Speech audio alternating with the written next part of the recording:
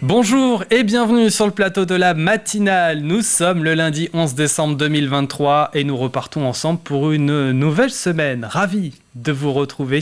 On fait le point sur le programme, sur ce qui vous attend durant cette demi-heure. Le Téléthon qui s'est achevé ce week-end.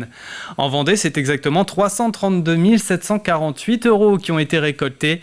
Dans le département, beaucoup d'événements ont lieu. On s'est mobilisé malgré une météo capricieuse. Nous irons du côté de Noirmoutier avec un forum des métiers qui a eu lieu en fin de semaine dernière. 360 élèves sont venus vendredi. La deuxième journée, samedi, c'était en direction du grand public. 5 pôles de métiers étaient à découvrir. Il y aura une page sport ce matin. Il sera question de basket, de football, rugby ou encore de cyclocross. Rendez-vous à 8h45 également avec le JDS. Alexandre Lenaour me rejoindra sur le plateau donc dans quelques instants. Il y a le jeu de la semaine, un tout nouveau jeu. Notre partenaire, c'est la Ferme des Coups. Un panier garni vous sera offert. Ce sera un gagnant ou une gagnante qui sera tiré au sort. Et dans ce panier garni, à l'intérieur, vous avez de la terrine à base de cerf notamment. Il y a des conditions pour remporter ce lot. Répondre correctement à la question que je vais vous poser tout à l'heure et bien sûr le tout premier indice pourra peut-être vous aider.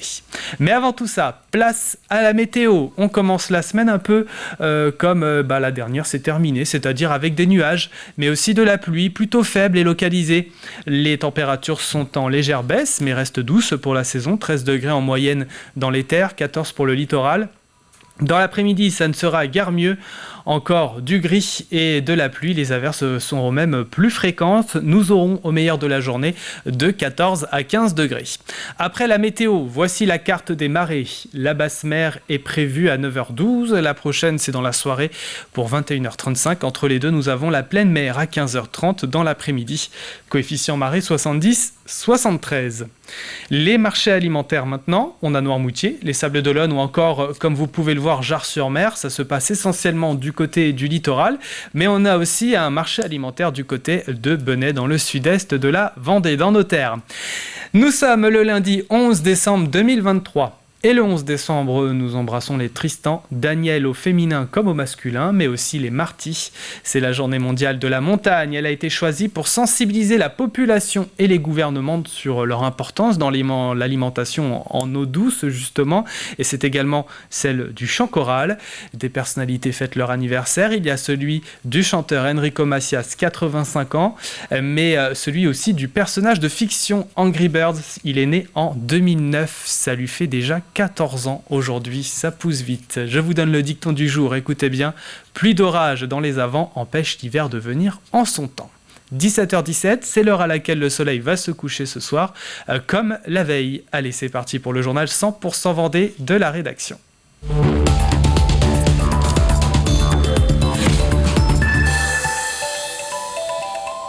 La 37e édition du Téléthon s'est achevée ce week-end. En Vendée, c'est exactement 332 748 € qui ont été récoltés.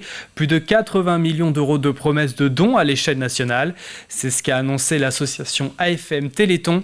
Il s'agit du montant le plus élevé depuis 2014, alors que les dons sont possibles encore jusqu'au 15 décembre. Dans le département, beaucoup d'événements ont eu lieu. Malgré la météo capricieuse, les Vendéens se sont mobilisés, comme nous le montre ce reportage de Julie Morini. Regardez. Muscle ton Téléthon, c'était le thème de cette 37e édition et les sapeurs-pompiers vendéens l'ont respecté à la lettre avec une course de 75 km entre les Herbiers et La Roche-sur-Yon. Et pendant l'effort physique, tous avaient la même motivation. On met la douleur un peu de côté et puis on se dit qu'on peut faire du dépassement de soi, sortir de sa zone de confort parce qu'il y a des petits bouts de chou qui eux sont malades tous les jours et qui nous apprennent un petit peu la vie, de comment se battre et comment garder le sourire. On est forcément touché de par nos familles ou nos connaissances, donc c'était aussi le moyen pendant 30 km d'échanger et de discuter de tout ça. Chaque kilomètre parcouru a permis de récolter des fonds, une cause qui leur tient à cœur tous les ans. Qu'on est tous les sapeurs-pompiers sensibilisés à ça, on a toujours ce travail et dans les unions départementales des sapeurs-pompiers, on a cette vocation de solidarité, donc forcément le Téléthon ça nous cause. Autre ambiance du côté de Fontenay-le-Comte. Un motothon était prévu samedi après-midi. Plus de 450 motos devaient envahir les rues pour une balade de 80 km. Mais malheureusement, la météo en a décidé autrement. On n'aime pas ça, mais les conditions météo sont tellement dangereuses pour rouler en deux roues que d'un accord commun, j'ai envie de dire, avec la sous-préfète et puis la gendarmerie, on a préféré annuler la balade, quoi. L'inscription à ce motothon était de 5 €. La totalité des fonds sera tout de même reversée pour le Téléthon. Plus de chance à Saint-Hilaire-de-Riez où les animations étaient à l'abri. Au programme exposition, vente de tableaux, de gâteaux, mais aussi de la danse. Pour la première fois, les associations de la ville se sont associées. Donc en tant qu'activité adaptée, on a l'habitude de voir des personnes et on se rend compte que la médecine a besoin de ces dons et on s'est dit mieux vaut qu'on se regroupe tous ensemble pour une seule soirée pour la bonne cause. C'est très très important effectivement pour aider la recherche. Je crois que dans toutes les familles, beaucoup d'amis, beaucoup d'enfants près de nous et loin sont touchés par ces maladies que l'on ne connaît pas encore. Au total, 350 animations ont été organisées sur le département, une mobilisation importante malgré ce temps mitigé. Un jeune homme de 20 ans a perdu la vie dans un accident de la route samedi au petit matin. Il a été fauché par une voiture conduite par une femme de 69 ans qui a été légèrement blessée. Les faits se sont produits au lieu-dit l'Edmondière à Saint-Julien-des-Landes. Un deuxième homme de 20 ans, passager d'un deuxième véhicule, a été accidenté, lui aussi légèrement touché. 13 pompiers étaient mobilisés sur les lieux. Une cérémonie d'hommage a eu lieu en mémoire au sauveteur péri en mer au Sables-d'Olonne. Cérémonie à laquelle étaient conviés descendants et familles.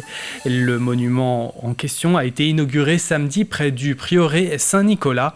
Nous nous souvenons bien sûr des 3 sablés morts dans leur naufrage de leur canot en 2019, mais plusieurs générations plus tôt, d'autres avaient déjà payé un lourd tribut. Les familles ont donc leur endroit pour se recueillir. À la base, en fait, on a eu la stèle des péris en mer pour toutes les personnes qui sont disparues en mer, c'est-à-dire où les corps n'ont pas été retrouvés. Et c'est vrai que pour les familles, c'était très compliqué puisqu'elles n'avaient pas de lieu où se recueillir, elles n'avaient pas de cheminement dans leur deuil à pouvoir mettre en œuvre. Et cette stèle permettait aux familles des corps disparus de pouvoir se recueillir et de pouvoir avancer dans leur chemin de vie. Là, maintenant, sont associés les sauveteurs en mer, c'est-à-dire qu'avec la stèle, on va pouvoir comprendre, ça va faire penser aux gens et penser aux familles qui ont vécu ces drames, comme je l'ai dit ce matin. Cette fête de la Sainte-Barbe, chère au cœur des sapeurs-pompiers. Elle a eu lieu à La Roche-sur-Yon vendredi. Élus étaient présents, mais aussi la population. Une cérémonie protocolaire qui fait honneur aux sapeurs-pompiers disparus. Et l'action du corps et le 5e anniversaire du SDIS 85. Quels sont les enjeux prochainement pour les sapeurs-pompiers de Vendée ? Bérangère Soulard, vice-présidente du conseil départemental, nous en dit plus. Alors les grands enjeux, c'est qu'on continue de travailler très fortement sur le recrutement de nouveaux sapeurs-pompiers volontaires pour répondre aux enjeux de disponibilité en journée. C'est aussi de permettre à nos sapeurs-pompiers de pouvoir exercer leur activité en toute sécurité. Et puis c'est aussi de leur permettre d'avoir des moyens matériels innovants, comme par exemple les drones qu'on vient d'acquérir et puis répondre aussi aux nouveaux enjeux climatiques et donc par exemple avec des nouveaux véhicules contre les feux de forêt. Un forum des métiers à Noirmoutier en direction des jeunes, des demandeurs d'emploi et des personnes en recherche de reconversion. Des professionnels, organismes de formation et apprentis étaient présents. 360 élèves sont venus vendredi. La deuxième journée, samedi, c'était en direction du grand public. 5 pôles de métiers étaient à découvrir, essentiellement des artisans et formations proches de Noirmoutier. L'occasion de faire connaître leur secteur d'activité au travers de démonstrations, témoignages et d'ateliers concrets. Un forum pour répondre également au manque d'attractivité de certains secteurs et aux difficultés de recrutement rencontrées par les entreprises du territoire. Sujet de Diane Delangle. Dans la peau d'un élagueur, à quelques mètres au-dessus du sol, ou avec des outils d'électricien en main, à Noirmoutier, on croit en l'expérimentation des professions. On leur fait poser des prises, on leur fait essayer de brancher différentes choses, on leur montre un peu le métier d'électricien, quoi. Ça a l'air de plutôt l'intéresser, il a l'air d'être plutôt content de ce qu'il fait. Donc c'est plutôt cool, puis c'est bien pour nous, ça veut dire qu'il y aura une suite dans tout ça. Et des nouveaux collègues qui vont arriver. Pour l'instant bien, c'est assez rigolo, franchement c'est fun. La dernière édition de ce forum remonte à Noirmoutier à 2018. Cette 6e édition était donc fortement attendue. Alors le principe de ce forum, c'est de faire découvrir par le geste plein de métiers différents, donc sur 5 pôles. Le pôle engagement service à la personne, agriculture, métier de la mer, métier de la restauration et bâtiment paysage. Donc et on a également un gros pôle orientation. 360 élèves vont se relayer toute la journée pour découvrir par le geste des professionnels qui sont engagés et qui ont envie de susciter des vocations auprès des jeunes. Après les scolaires le vendredi, place au grand public le samedi. Les visiteurs ont le choix d'un large panel de métiers. Pour présenter notre métier et notre formation aussi aux jeunes qui viennent. Pouvoir aussi les faire participer aussi pour leur montrer les gestes. Voilà. C'est important parce que de toute façon dans nos métiers il manque de personnel, on a besoin d'avoir des jeunes qui s'investissent et qui ont envie de venir travailler et on a besoin aussi de jeunes qui vont venir sur nos métiers parce que c'est des métiers indispensables à la vie de tous les jours et au quotidien. Cette découverte des professions par le geste fait recette, puisque le forum a essaimé sur tout le département. Des forums de ce type sont maintenant organisés par exemple au Sables-d'Olonne, à Saint-Gilles-Croix-de-Vie ou encore à Challans. Je vous propose à présent d'ouvrir une page sport avec du basket. La N1 masculine, 16e journée. Les Sables-d'Olonne recevaient Toulouse à la salle Beau Séjour. Les Sablés, qui restaient sur une défaite mercredi soir à domicile face à Poissy, se devaient de remporter ce match. Malheureusement, ils se sont inclinés 65-68. Distancés à la mi-temps au score de 27-39, les Sablés sont parvenus à rejoindre leur adversaire et même le dominer par un écart de 5 points. Cependant, les Toulousains ont profité du manque de réussite des Vendéens pour s'imposer au final. Les mots de l'entraîneur du club vendéen, Denis Métès, étaient à l'issue de la rencontre. On a pris 15 rebonds offensifs, 10 balles perdues à la mi-temps, donc déjà on se mettait une épine dans le pied. Et puis on est revenu avec des meilleures intentions, on a enfin pris le match en main, on le maîtrisait dans notre rythme, dans celui qu'on avait choisi. Donc là on était très contents. Dans le début du quatrième, milieu du quatrième, on a commencé à reperdre des ballons, redonner des rebonds offensifs, faire des fautes qui donnaient des lancers francs alors qu'il n'y avait pas urgence. Pour moi j'appelle ça des cadeaux. C'est très frustrant parce qu'on avait fait le travail pour le gagner. Donc on leur a donné à la fin, ils ont été le chercher, attention, mais je trouve que c'est des actions où ils ne méritaient pas, ils n'avaient encore rien provoqué et on leur a donné des paniers. Petite rectification, le match face à Poissy, c'était mardi soir. On enchaîne avec du football de la N3, la 11e journée, avec l'équipe du Poiré-sur-Vie, 4e au classement, qui recevait les Sables FCOC, dernier de leur poule, et les Genoux se sont imposés sur le score de 2-0, avec 2 buts en première période. Le premier par Eduardo Battilli à la 10e minute, puis un deuxième à la 27e par Kimi Crépeau. En deuxième période, le score ne bougera pas. Une victoire qui permet au Poiré-sur-Vie d'occuper la 2e place du classement, les Sablés restant lanterne rouge. On passe à présent au rugby de la Fédérale 2, 10e journée. Le FCY recevait Bazas au stade Henri Desgranges à La Roche-sur-Yon et avec des conditions météo franchement pas favorables, hein. Vous le voyez sur les images. Les Lyonnais étaient 11e et avant-dernier, donc relégables, leur adversaire 8e. Durant la première période, les Vendéens ont pu marquer le pas grâce aux pénalités et ainsi tenir à distance leur adversaire girondin au score 9-6.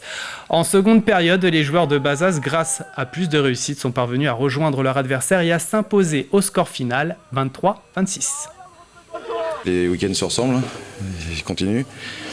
Je sais pas, chaud c'est difficile, on tient cette équipe, les conditions sont difficiles pour les deux équipes. Après on a toujours la même sensation quand on sort du terrain, on a l'impression qu'on n'est pas arbitré de la même façon que les autres. Ils sont à 14, ils se permettent de jouer à 15 sur la pénale touche, ils nous volent le ballon sur le joueur qui doit sortir, faut toujours qu'on se taise. La mêlée qui est jouée rapidement sur le dernier essai, la mêlée écroulée, on n'a pas le droit de jouer vite sur une mêlée écroulée, ils jouent vite. Maintenant tous les week-ends se ressemblent donc on sait plus trop quoi faire, on sait plus quoi dire aux joueurs. Après notre match il est loin d'être parfait, on a l'impression qu'il n'y a pas d'équité quoi. Plus ça s'enchaîne et on n'a pas la solution sur ce problème là quoi. Et puis terminons avec ces images. Organisé par le Vélo Club de Chantonnay et les Vélocipèdes de Bournezeau, le cyclocross s'est déroulé ce dimanche. Plus de 200 concurrents se sont affrontés dans différentes catégories et dans des conditions difficiles. Du vent et beaucoup de pluie, là encore, n'ont pas empêché Kevin, le Danois du team Arkea Samsic, de s'imposer sur la course senior. Il devance Lucas Grolier du Vendée U, Pays de la Loire, et Damien Baudard du team La Roche. Voilà pour l'essentiel de l'actualité en Vendée. Passons tout de suite aux prévisions météo détaillées du jour. De la grisaille pour commencer la semaine, c'est en tout cas ce qui est au menu. Des averses plutôt faibles pourraient même tomber. Concernant le mercure, il est en très légère baisse, mais ça reste doux pour la saison. En ce début de journée, vous comptez 12 degrés à Saint-Mémin, 13 du côté de Chantonnay et Montaigu-Vendée, La Roche-sur-Yon. Et pour Saint-Fulgent, 13 également sur Chaland, 14 degrés pour Jars-sur-Mer, Noirmoutier et les Sables-d'Olonne. Dans l'après-midi, ça ne sera guère mieux. Encore un temps gris et humide. Les averses seront même plus fréquentes. Nous aurons, au meilleur de la journée, de 14 à 15 degrés. Demain, ça devrait être assez identique, avec toujours un thermomètre agréable et doux alors qu'on arrive à la mi-décembre. Nous arrivons en deuxième partie de cette édition, à suivre dans quelques instants le jeu qui pourrait plaire aux plus gourmands d'entre nous. Nous vous offrons un panier garni de terrine à base de cerf. La question arrive dans quelques instants, l'indice aussi, le tout premier. Mais avant, c'est le moment de retrouver le journal des sports. C'est parti.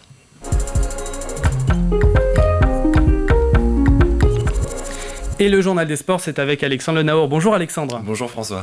Et on démarre avec du basket. Vendredi soir, La Roche Vendée Basket était en déplacement sur le parquet de Montpellier. Exactement, et hasard du calendrier, battu en 8e de finale de la Coupe de France, c'était mercredi soir, le RVBC retrouvait de nouveau les Montpelliéraines, cette fois en championnat pour la 10e journée de LFB. Les Tigresses ont créé la surprise. Malgré un bon début de match de Montpellier, les Lyonnaises parviennent à rejoindre puis à doubler leurs adversaires du soir avant la pause. Les Vendéennes mènent alors 37-33. Longtemps sous la menace d'un retour de Montpellier, La Roche réussit à préserver son avance avant d'aborder le dernier quart-temps. Un dernier quart-temps qui sera à sens unique puisque les Tigresses infligent un sévère 23-6. Résultat, La Roche s'impose avec la manière 72-53 face au 3e du championnat.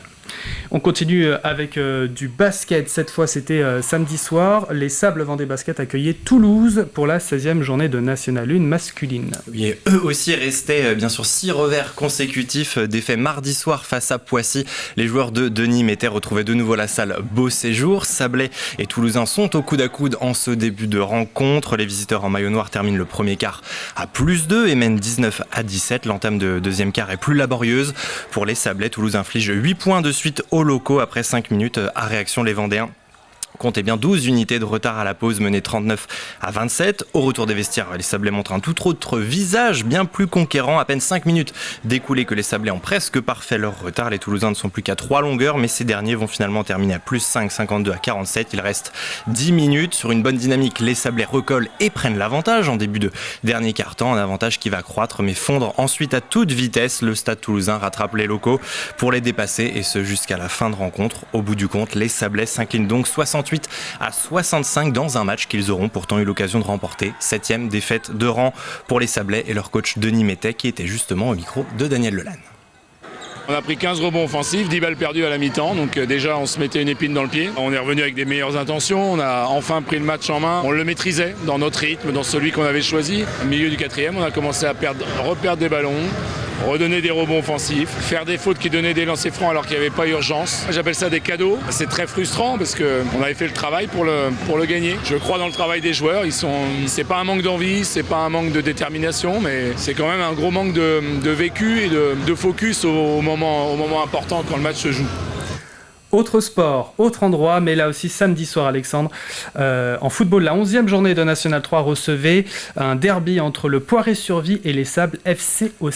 Un derby au stade de Lidonnière entre un Vendée Poiré Foot 4e et des Sablés bons derniers, mais qui ont enfin décroché un succès le week-end dernier. En début de rencontre, à la suite d'un corner, Léo Berlin décoche une frappe rasante, mais Kenzo Lavoyer vient suppléer son gardien pour sortir ce ballon. Une nouvelle action, Cuvier bute cette fois sur Nakashi dans les cases sablaises.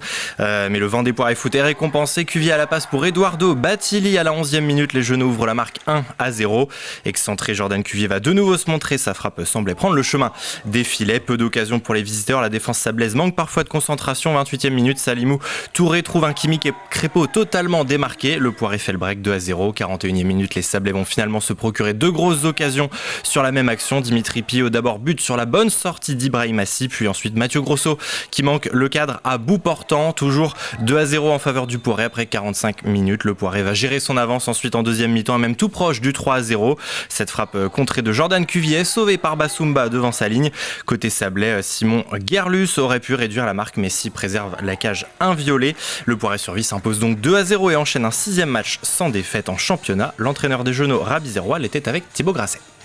Je suis satisfait du résultat, satisfait effectivement du groupe, parce qu'on avait un groupe qui était amoindri par rapport aux semaines précédentes. Il nous manquait quand même pas mal de joueurs. Ce que je regrette, c'est qu'on n'ait pas su continuer à mettre l'intensité, à être aussi bon que les 20 premières minutes, parce que jusqu'à 2-0, on a été, je trouve, plutôt très très intéressant. Mais la semaine dernière, on fait un très bon match et on prend un point. Aujourd'hui, peut-être qu'on fait un moins bon match et on prend 3 points. Je félicite les gars parce que le groupe a été encore une fois amoindri. Les gars ont trouvé des ressources pour pouvoir gagner le match et remporter les 3 points. Et puis rapidement, François, un mot sur la Coupe de France, puisqu'on jouait ce week-end le 8e tour, carton plein pour nos 2 clubs vendéens engagés. Les Herbiers sont allés s'imposer 2-1 sur la pelouse de Saint-Brieuc. Et puis hier après-midi, Chaland a décroché sa qualification au tir au but. C'était face au stade Paimpolais. Et bien tous les deux seront au rendez-vous des 32e de finale avec un tirage au sort dès ce soir. Et ça, c'est une excellente nouvelle pour nos clubs vendéens.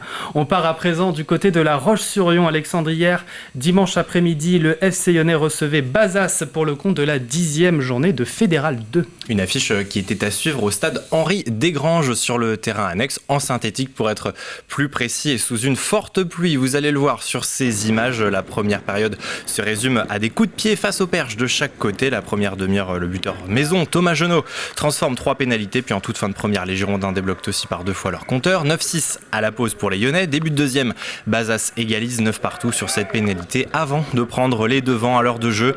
Avec cet essai transformé, les visiteurs mènent alors 16-9, mais 4 minutes plus tard, le FC Lyonnais va revenir dans le match. Le buteur Thomas Genot offre un premier essai aux Vendéens qui récoltent alors à 16 partout. Bazas va inscrire une nouvelle pénalité suite à laquelle le FCY répond par un second essai transformé dans ce match, cette fois aplati par Alexandre Batio. La Roche mène 23-19, mais à 5 minutes du terme, les Bazadais vont trouver les ressources pour repasser une ultime fois devant à la marque avec ce dernier essai. Résultat, le FC Lyonnais s'incline 26-23 et signe une 3e défaite de rang. L'entraîneur des 3/4 de la formation lyonnaise, Anthony Thomas, était au micro de Daniel Lelanne et passablement remonté contre l'arbitrage. Les week-ends se ressemblent, ils continuent. Je sais pas, chaud c'est difficile, on tient cette équipe, les conditions sont difficiles pour les 2 équipes. Après on a toujours la même sensation quand on sort du terrain, on a l'impression qu'on n'est pas arbitré de la même façon que les autres. Ils sont à 14, ils se permettent de jouer à 15 sur la pénale touche, ils nous volent le ballon sur le joueur qui doit sortir, faut toujours qu'on se taise. La mêlée qui est jouée rapidement sur le dernier essai, la mêlée écroulée, on n'a pas le droit de jouer vite sur une mêlée écroulée, ils jouent vite. Maintenant tous les week-ends se ressemblent donc on sait plus trop quoi faire, on sait plus quoi dire aux joueurs. Après notre match il est loin d'être parfait, on a l'impression qu'il n'y a pas d'équité quoi. Plus ça s'enchaîne et on n'a pas la solution sur ce problème-là quoi. Et pour terminer, Alexandre, après Saint-Jean-de-Mont, il y a 2 semaines, direction cette fois Bournezeau pour une nouvelle épreuve de cyclocross. Et cette fois, le vainqueur de Saint-Jean-de-Mont, un certain Arnold Jansson, n'était pas de la partie. Un cyclocross qui revenait après 10 ans d'absence et qui, vous allez le voir, c'est là aussi tenu dans des conditions dantesques sous une pluie qui n'a cessé de tomber. Après les catégories jaunes le matin et en début d'après-midi, nous suivions la course des U23 et des seniors avec ses 27 engagés, de la boue à foison et un terrain qui contrastait avec celui que vous aviez pu apercevoir il y a 15 jours à Saint-Jean-de-Mont. Mais au bout de l'effort et après 52 minutes, c'est Kevin Le Danois qui s'impose sous les couleurs de la formation Arkea Samsic. Il est suivi après d'1 minute 30 par Lucas Grolier pour l'équipe Vendée. Damien Baudard du team La Roche complète le podium en 3e position à 2 minutes 46 du vainqueur. Le vainqueur, justement, Kevin Le Danois, que je vous propose de retrouver avec Thibaut Grasset.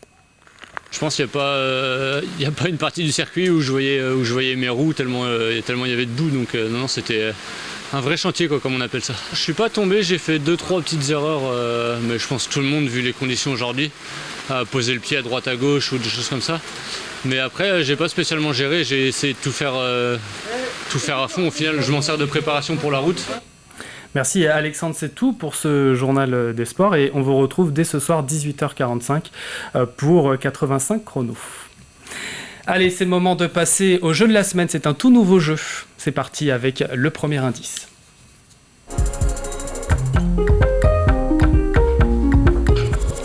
Je le disais tout à l'heure, ça pourrait plaire aux gourmands.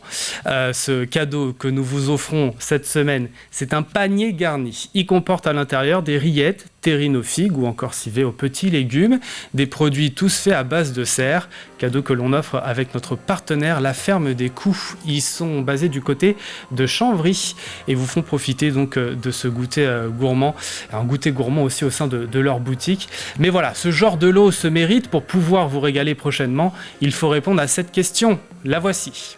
De quel véhicule a-t-on parlé dans un reportage tourné la semaine dernière au Sables d'Olonne ? 5 indices tout au long de la semaine. Nous sommes lundi. Voici donc le premier. C'est un mode de déplacement que certains lycéens commencent à adopter. Vous avez les images évidemment qui peuvent vous mettre sur la voie, qui peuvent même clairement vous mettre sur la voie. Les indices qui sont à retrouver sur notre site internet tvvendée.fr. tvvendée.fr, c'est là où il faut jouer tout simplement. C'est là où il faut répondre à cette question. Le tirage au sort, c'est vendredi en milieu de journée. Un ou une gagnante, il sera tiré au sort. Bonne chance à toutes et à tous. L'info 100% Vendée revient à partir de 12h30. D'ici là, passez une excellente journée sur TV Vendée.